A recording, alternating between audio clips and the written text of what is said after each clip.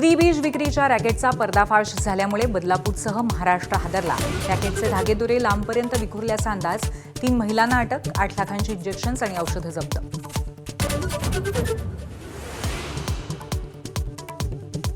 बुलढाण्याच्या चिखल्यात छत्रपतींचा पुतळा बसवण्यावरून 2 गटात राडे। 25 तारखेपर्यंत आरोपींना अटक न केल्यास चिखला गावामध्ये मराठ्यांचं ठाण। जरांगेंच्या प्रक्षोभक वक्तव्यांमुळे वातावरण चिघळण्याची चिन्ह।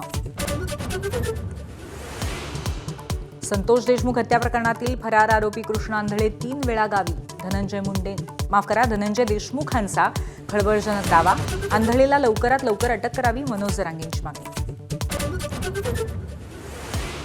राज्यसभेच्या एकमेव जागेसाठी शरद पवारांना पाठिंबा देणाऱ्या संजय राऊतांची भाषा बदलली।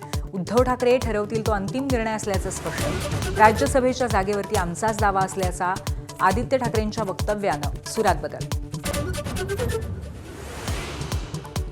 तत्कालीन कृषी मंत्री दादा भुसेंच्या विरोधात सामनामध्ये छापलेल्या बातमीबाबत संजय राऊतांचा माफीनामा।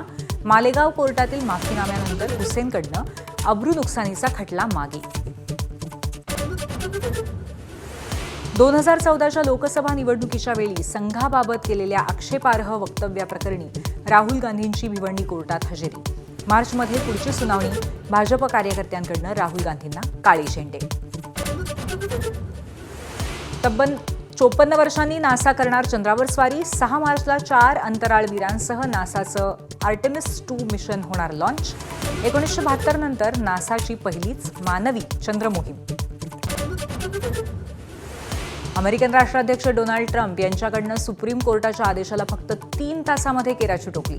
भारतासह जगावर पुन्हा टॅरिफ बॉम्ब। जगभरातील देशांवरती 10% अतिरिक्त टॅरिफ।